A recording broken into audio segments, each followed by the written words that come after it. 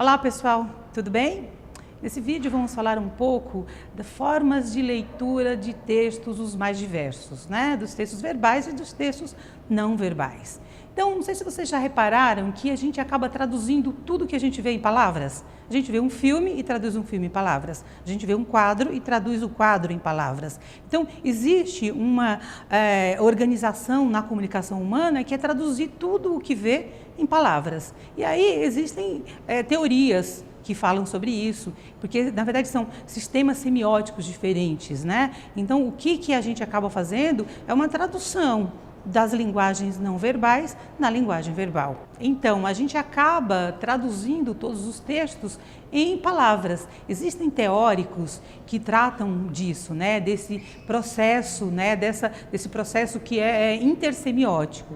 Tá certo? Existem muitas teorias sobre isso, mas no foco nessa aula a gente vai trabalhar um pouco como é que se dá esse processo de leitura, certo? E aí as teorias acabam mostrando que as leituras, os processos de leitura acabam se dando em 3 etapas. Então, uma primeira etapa é uma etapa em que você percebe o texto na sua superfície. O que é a superfície de um texto? São os códigos que constroem esse texto. Então, por exemplo, um texto escrito com palavras tem o código verbal, que é o verbal escrito. E aí você percebe se é em língua portuguesa, se é em inglês. E aí você percebe também se ele mistura imagens com palavras. Então, esse primeiro contato é o contato que recebe o nome de decodificação. O que é a decodificação? É você compreender como se organiza o código do texto. Tá? Isso você faz com música, com imagem, você faz isso com filmes. E aí você percebe.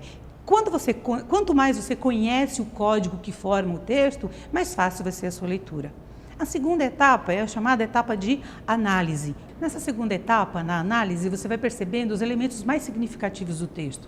E aí, depois que você identificou, por exemplo, que se trata de um filme, esse filme tem uma história, você vai identificando os personagens, você vai identificando a música, e aí você vai analisando os elementos, até chegar na terceira etapa. O que é a terceira etapa? Ela é a interpretação desses elementos que você identificou na análise. E aí você vai perceber que determinado personagem é bom, que está em oposição a um personagem que é mau. E aí você vai percebendo que ali há, naquela história contada, uma luta entre o bem e o mal. E aí você chega na interpretação, que é a atribuição de significados aos elementos que você percebeu no texto.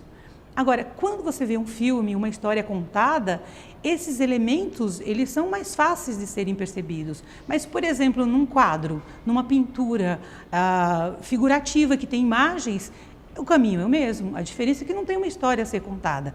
Agora, quanto mais você conhece de pintura, por exemplo, mais fácil fica da análise para a interpretação. Tá? O interessante é você observar que na hora em que você vai produzir textos, o caminho é o mesmo. Só que se dá, né, as etapas são as mesmas, mas o caminho é o inverso. Então, primeiro você tem uma ideia, você descobre elementos que vão manifestar essa ideia e você organiza esses elementos no texto.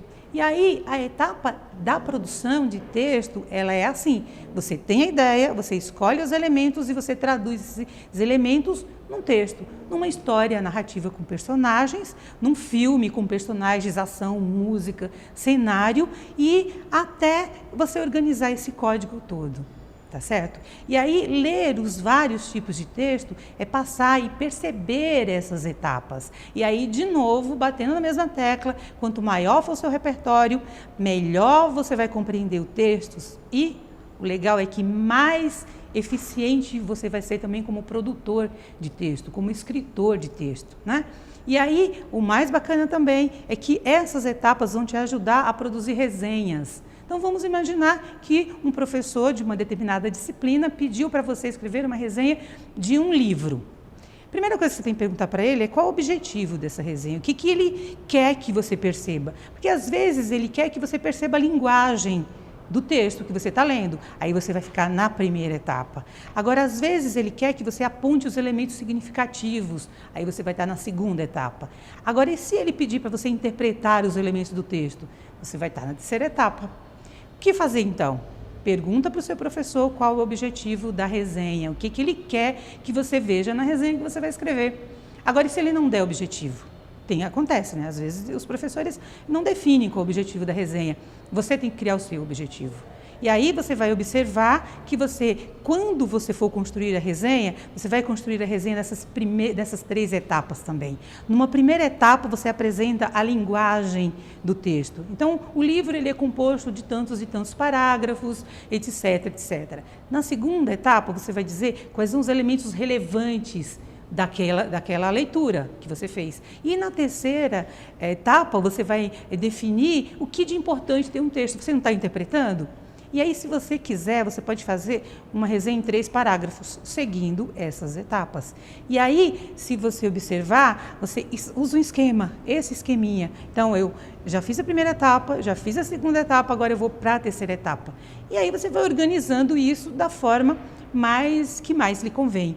E se você observar, você vai conseguir fazer isso também na análise de filme. Escrever uma resenha de filme segue também esse mesmo roteiro. De um quadro, segue também esse mesmo roteiro. Mas, de novo, você precisa, às vezes, pesquisar um pouco sobre quem foi o diretor do filme, né? Quem foi o pintor do quadro. E isso vai aparecer na primeira etapa, né? Que são as informações sobre a linguagem do texto que você está resenhando. Um exercício interessante é pegar textos pequenininhos, um poema, por exemplo. Então, pega um poema curtinho e vá fazendo isso que eu disse para vocês. Primeira, descrição do que é, né, esse poema. Segundo, apontando os elementos mais relevantes. E terceiro, indicando a interpretação. Vocês vão ver que o caminho é muito mais fácil do que se imagina. E então, prontos para escrever resenhas? Até a próxima!